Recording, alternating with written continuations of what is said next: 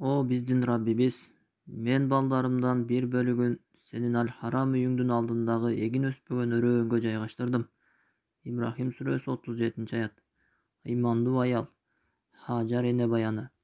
O İbrahim, sağa bul işte Allah buyurduğu, андай bolsa Allah bizdi eç kaçan taştap koyboydu. Bul ümmettин ulууларынын тең жарымын ислам аялдары түзөт десек да аша чапкандык болбостур. Алардын исламдагы орду өздөрүнүн кылган иштери же алардын колунан тарбия көргөн балдарынын жасаган иштери аркылуу аныкталат. Бул китептеги менин максатым исламдагы улуу 100 инсан деп эркектерди гана көздөбөстөн, аялдардын да улуулугун бирге айтуу эле. Биз сөз кыла турган улуу баатырыбыз Египеттик улуу аял Ибрахим алейхиссалам ага үйлөнүп, Исмаил аттуу уулдуу болот. Мына ушул Исмаил алейхиссалам кийинчерээк Аднан араптарынын атасы болгон. Бул атадан адамзаттын мырзасы Мухаммад алейхиссалам чыккан. Демек, Египеттиктер Аднан араптарынын таекелери болуп эсептелет. Муну пайгамбарыбыз алейхиссаламдын мусулмандарга айткан бир осуяты ачыктап турат. Алар биздин коргообузда жана алардын биз менен туугандыгы бар.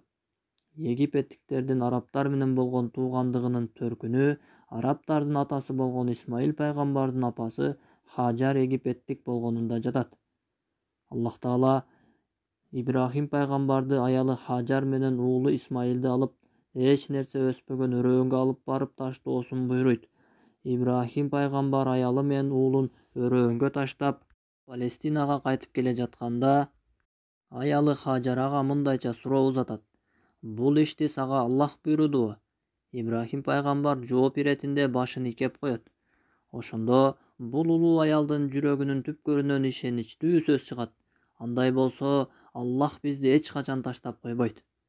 Бул улуу аялдын илахий бир эрежени толугу менен түшүнгөн эле. Ал кимде ким Аллахтын буйруктарына моюн сунса, Аллах аны эч качан таштап койбойт. Хаджар энебиз түшүнгөн бул эрежени биз унутуп калгандыгыбыз өтө өкүнүчтүү. Көйгөйлөргө туш болгондо мына ушул эрежени унутуп калбашыбыз керек. Оор сыноолор башына келгенде кээ бирөөлөр бардык нерсени үмүттөрүн үзүп, таптакыр аракетсиз болуп калышат. Эгер сен да бул үммөттүн кайра жаралуусуна үмүтсүз болсоң, анда Аллахтын ырайымынан үмүтсүз болгон динсиздердей болуп калуу коркунучунда экениңди билип ал. Энебиз Хаджардай бол, ал сага тирүү өрнөк. Бул улуу аял биринчиден Аллахка бекем ишенип, андан кийин кол куушуруп отуруп алган жок. Анткени ыйман амалга муктаж болгондой эле, амал дагы ыйманга муктаж. Бул эки нерсе бири-бирин толуктайт. Хаджар энебиз жардам Аллахтан келерине ыйман келтирип, андан кийин ал жерде жашап калууну эч кандай себебин көрбөсө да, амал кылуудан токтобой, Сафа жана Марва тоолорунун ортосунда суу издеп чуркап жүрдү. Хаджар энебиздин Сафа жана Марва тоолоруна бир-эки жолу чуркап, суу таппагандан кийин токтоп калбастан 7 жолу чуркаганынын сыры эмнеде экен? Хаджар энебиздин бул ишинен максатка жетүүдө болгон күч-аракетти жумшаш керектигин билсе болот. Аллах жакшы билүүчү. Ал ошол кыйынчылыкты жеңүүдө жана жашап калууда негизги эки шартты аткарган. Алар ыйман жана аракет, амал. Мына ушул эки шарт аткарылганда Аллахтын жардамы келип, ачкалыктан жана чаңкоодон кыйналып чыркырап ыйлап жаткан баланын таманынын астынан ар бир тамчысында жеңиштин жана жашап калуунун мааниси камтылган замзам суу атырылып чыгат. Бул суу Меккенин таштарынын арасынан азыркы күнүбүзгө чейин кереметтүү бир шекилде чыгып келе жатат. Бул булактын ар бир тамчысы бизге жеңиш булагы, эч качан соолубасын үйрөтүп келаткандай.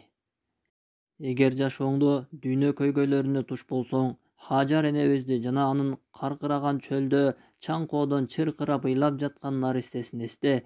Жеңиштин жана жашап калуунун ыйман жана аракет деген эки шартын орундат. Жардам Аллахтан гана келерине ишенип, андан кийин ошол туш болгон абалдан чыгып кетүү жолдорунун баарын колуңдан келишинче аткар. Сен кылып жаткан нерселер башкаларга ыңгайсыз көрүнсө да, акыр аягында Аллахтын жардамы келерин унутпа. Урматтуу окурман, азыркы күнүбүздө ар бир мусулман өзүн Хажар эненин ордуна, ал эми ислам үммөтүн ээн тала эрме чөлдө ачкалыктан жана чаңкоодон сыздап ыйлап жаткан наристенин ордуна коюусу зарыл.